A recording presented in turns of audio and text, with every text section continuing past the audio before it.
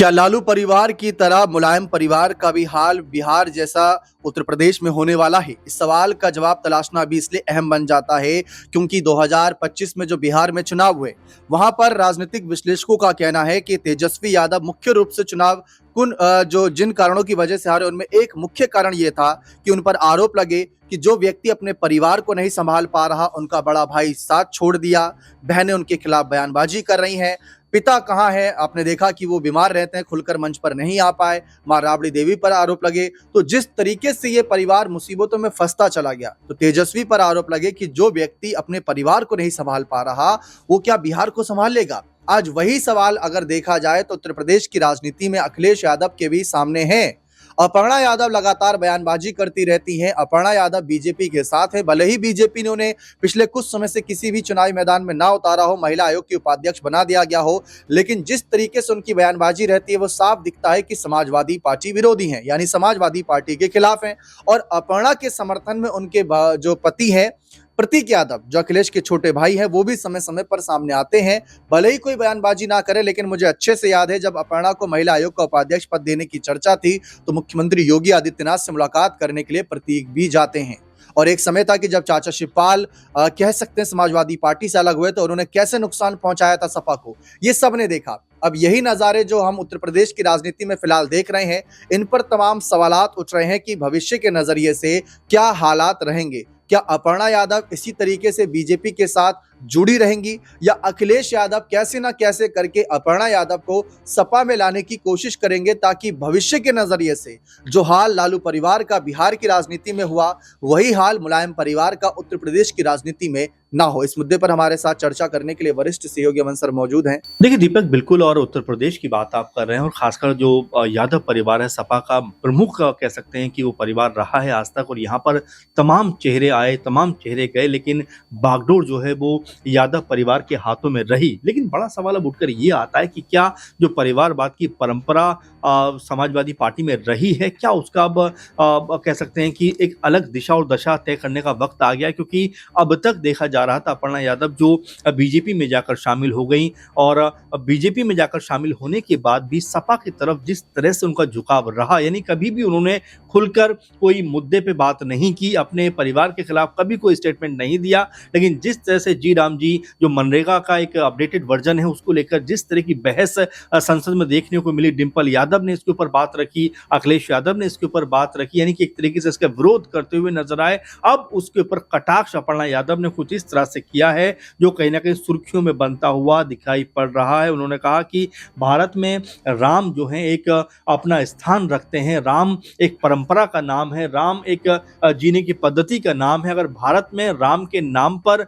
जो है योजनाओं के नाम नहीं रखे जाएंगे तो क्या जो है अल्लाह के नाम पर इस तरह के नामों को रखा जाएगा? अब तक वो इन सब चीजों से बचती रही थी, लेकिन अब ऐसा लगता है कि खुलकर वो मैदान में आने को तैयार है, खुलकर वो अपने ही परिवार के खिलाफ अब मोर्चा कह सकते हैं साधने को तैयार है। क्योंकि मुझे ये वक्त याद है कि जब मैनपुरी में उपचुनाव हो रहा था, उस वक्त भी ऐसा सुनने को आया था कि बीजेपी ने लगातार ये बात कही कि अपर्णा जी आप मैनपुरी चुनाव लड़िए, अपने परिवार के खिलाफ चुनाव लड़िए। लेकिन अपर्णा ने कई मीटिंग के बाद भी इस बात को नहीं माना और यहां तक कहा कि मैं भले ही पॉलिटिकल तौर पर अलग हूं, लेकिन मैं अपने परिवार के खिलाफ नहीं जाऊंगी। तो अब जिस तरह की बयानबाजी वो कर रही है, तो क्या ऐसा माना जाए कि उत्तर प्रदेश में अब कोई बड़ा खेल यहां पर होने को तैयार है? जिस तरह सीधे तौर पर उन्होंने अखिलेश यादव और डिंपल यादव के ऊपर कह सकते हैं प्रहार किया है कि भाई जिस तरह से आप योजनाओं का विरोध कर रहे हैं, नाम का विरोध कर रहे हैं, उससे तो ये प्रतीत होता है कि आप एक धर्म विशेष को खुश करने के लिए इस तरह की बातों को कर रहे हैं। क्योंकि राम जी का नाम अगर देखा जाए तो भारत में पूरी शिद्दत अदब से लिया जाता है। भारत की परंपरा और तमाम जो कह सकते हैं कि उनको मानने वाले लोग हैं, वो ये चाहते हैं कि राम जी के नाम पर इस तरह की महत्वपूर्ण योजनाएं रखी जाएं, करी जाएं, और इसमें किसी को आपत्ति नहीं होनी चाहिए। अब यहाँ से आप देखेंगे कि दोनों के बीच में जो कह सकते हैं कि बयानबाजी का जो सिलसिला है वो शुरू होता हुआ दिखाई पड़ रहा है। लेकिन दीपक, देखना यह होगा कि ये बयानबाजी आखिर किस हद तक जाएगी, क्या इसमें कुछ और नाम जुड़ते हुए नजर आएंगे? क्योंकि ये भी कहा जा रहा है कि सपा खेमे से कुछ लोग टूटकर बीजेपी खेमे की तरफ जा सकते हैं। और जिस तरह खुलकर अब अपर्णा यादव ने बयानबाजी शुरू करी है, तो क्या ये माना जाए कि अब उसकी शुरुआत होती हुई दिखाई पड़ रही है? जी बिल्कुल साफ है, अपर्णा यादव क्या अपने जो फैसले ले रही हैं, क्या वो बीजेपी विचारधारा पूरी तरीके से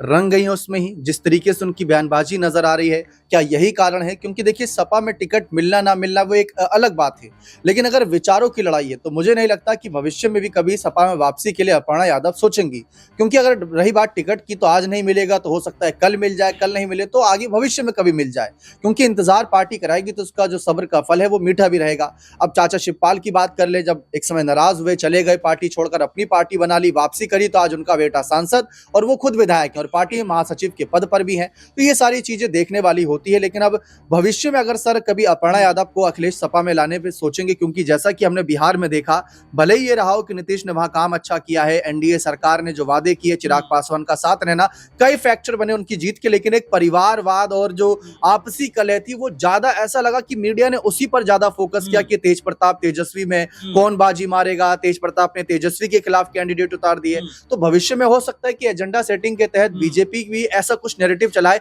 कि अपर्णा कैसे अखिलेश को घेरेंगी, कैसे क्या होगा, तो वो सारी चीजें दिख सकती। देखिए बिल्कुल दीपक, मैं आपसे बिल्कुल सहमत हूँ, क्योंकि जब आप परिवार के बीच में इस तरह की प्रतिस्पर्धा देखते हैं, जब तेजस्वी और तेज एक दूसरे के खिलाफ खड़े होते हैं, तो बिल्कुल इस तरह की बातें सामने आएंगी कि भाई एक भाई दूसरे भाई के खिलाफ। और जो शुरू में आपने शब्द यूज किया कि जब आप अपने परिवार को नहीं संभाल पा रहे तो प्रदेश क्या संभालेंगे, ये कटु सत्य है, लेकिन सत्य है, इसको स्वीकार करना ही पड़ेगा। और वही सब निकलकर सामने आता है कि जब एक तरफ ऐसा लगा कि माहौल जो है तेजस्वी के समर्थन में या पक्ष में जाता हुआ दिखाई पड़ रहा है, लेकिन जैसे ही तेज प्रताप यादव अपने अलग पार्टी का अनाउंसमेंट करते हैं, रोहिणी कुछ और बयानबाजी करती है, तो ऐसा लगा कि परिवार जो है वो खेमों में बंटता हुआ दिखाई पड़ता है। और जब रिजल्ट सामने आता है तो वाकई ये सिद्ध हो जाता है कि जनता भी देखती है कि भाई जब अपने परिवार में आपका कोई तालमेल नहीं है, परिवार में जब आपकी जो कह सकते हैं एकजुटता नहीं है, तो प्रदेश को आप कैसे संभालोगे। कुछ ऐसा ही हशर क्या अब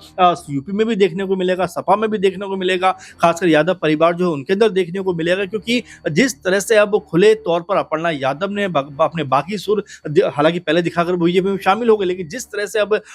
जो शब्दों का इस्तेमाल कर रहे हैं उससे ऐसा लगता है कि अब वो इस मूड में नहीं है कि डिफेंसिव राजनीति करेंगे, बल्कि अब वो इस मूड में है कि पूरी आक्रामकता के साथ में वो बयानबाजी करेंगे। इसीलिए उन्होंने इस मुद्दे पर कहा कि अगर राम जी के नाम पर योजनाएं नहीं बनेंगी तो क्या अल्लाह के नाम पर योजनाएं बनेंगी, और क्या मुस्लिम जो धर्मगुरु उनके नाम पर योजनाएं बनेंगी। यानी कि सीधे तौर पर उन्होंने एक धर्म विशेष को भी टारगेट किया और साथ में जो उसके हितैषी रहे लोग उनको भी टारगेट कर दिया कि आप जिस तरह की राजनीति कर रहे हो, सिर्फ एक वर्ग को खुश करने का प्रयास कर रहे हो। तो जाहिर बात है कि बीजेपी भी शायद अब ये चाहेगी कि अपर्णा यादव खुलकर बोले, और अगर उनके बोलने से पार्टी को फायदा मिलेगा तो बिल्कुल इसमें कोई दो राय नहीं है कि आने वाले दिनों में वो अपना और ज्यादा आक्रामक रुख दिखाती हुई नजर आएंगी। और ये भी हो सकता है दीपक कि अब तक जिन सीटों पर चुनाव लड़ने से अपर्णा यादव बचती रही हैं, अब हो सकता है खुलकर उनके ऊपर अगर उनको टिकट मिलता है तो चुनाव लड़ने में हिचकिचाएंगे नहीं, बल्कि मजबूती के शायद हो सकता है चुनाव लड़ती हुई दिखाई पड़ जाए। बिल्कुल, अखिलेश यादव भले ही इस मुद्दे पर चुप हों और बिहार में जब